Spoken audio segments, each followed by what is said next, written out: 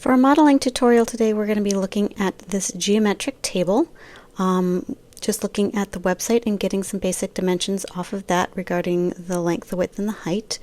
I always start off my models by creating a reference cube. We're going to build this cube based on the dimensions of the exterior dimensions of the model, and then we're going to take some screenshots of the front and the side of these that we got off the website and apply those to this cube so that we've got something to look at that is accurate in terms of the scale and dimension of the piece that we're modeling. So using our texture placement tools, which you can right click on your mouse to open that menu, I'm just going to move these pins around to resize the image and make it line up with the outside dimensions of our box that we created.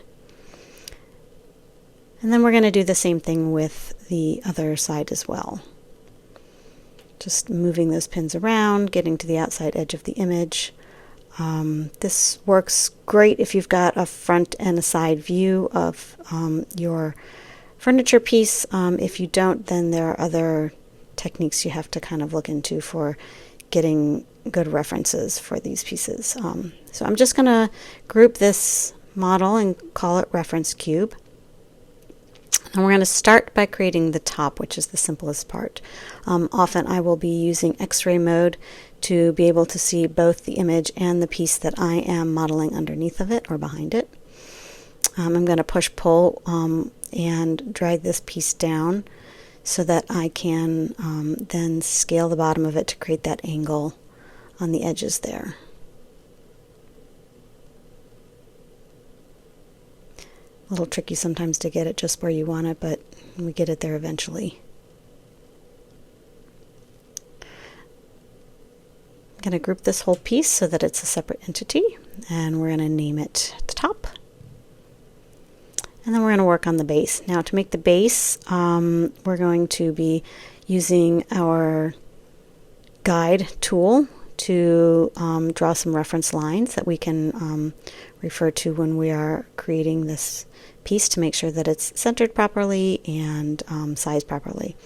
So the protractor tool basically takes my guidelines and then turns them at an angle. So I'm just doing 90-degree angles here, and make sure that you tap your left or right arrow keys to be sure that you are constricting your movements to one of the axes. So I know that this is the front corner that I'm going to create here. You'll notice that when I made that shape, it wasn't quite centered, so I'm going to adjust that so that things are equal in dimension. So it was almost 12 inches, so I'm going to go ahead and use that that number to make my sides even. So I'm just going to redo those guides so that they reflect that. 12 inches here, and then 12 inches here. And then when I create this triangle shape, I can rotate it and everything will be even.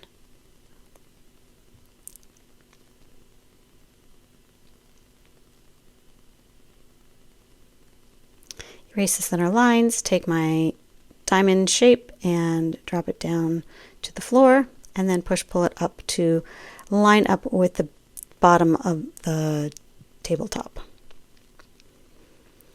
When I'm modeling all these things, oftentimes I like to be in what's called parallel projection mode. It makes everything straight and flat so that I can make sure that I'm lining things up. Just scaling the top of this piece, just the top face. I'm scaling that so that it matches the dimensions of the image that we had on our reference cube. Turn that into a group. It's pretty simple so far. The next step is the most complicated part. We need to figure out how these support bars are oriented on the table. That's the trickiest part, is figuring out where they're supposed to go, and I'm going to use guides to kind of work on that as well. So I'm just going to draw some guides along the shape of the image that I have there, and that way I can use those as references for where those lines are meant to intersect with the other lines on that base piece, on that metal frame. And again, when we're using the cube and the reference image, we're taking those dimensions into account, because everything that we've done has been in relationship to where they are in real life on the image. So I've got kind of a grid here. I'm going to draw directly onto the base. So again, I'm in X-ray mode so I can see through and draw on the base back there. And then I'm going to start connecting lines to the intersect points that I've drawn.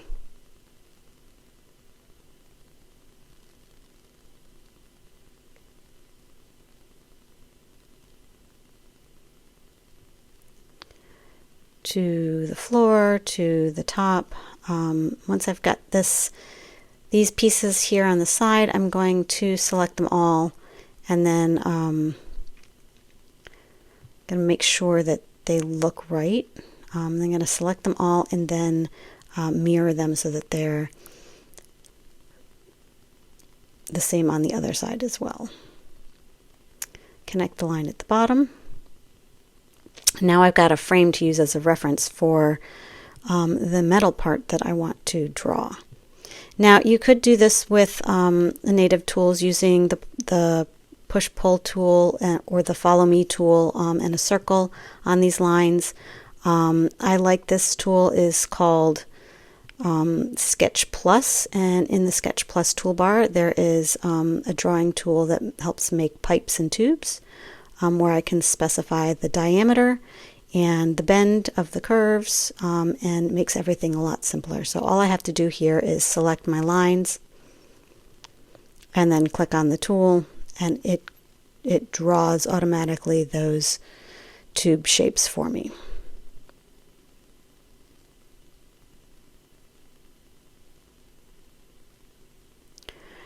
And that was pretty fast and simple. I think it looks pretty good. We're going to turn on the other pieces so we can see the whole table together. The only other thing we really need to worry about now is putting some textures on it.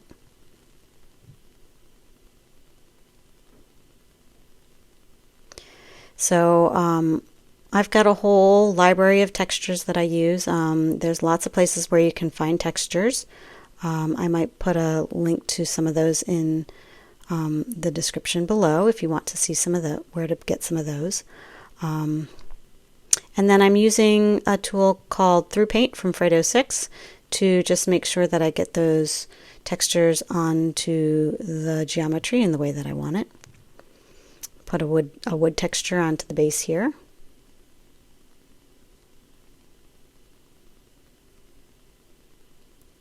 And then the bottom half of this gets the wood texture as well. And again, I'm going to use the ThruPaint tool to just change the direction of that texture the way it's running so that it matches the table. And there you have it.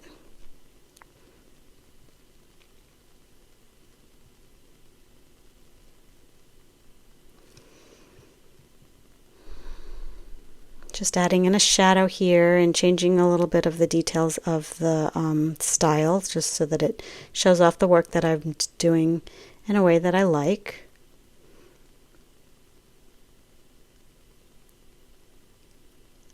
And we're done.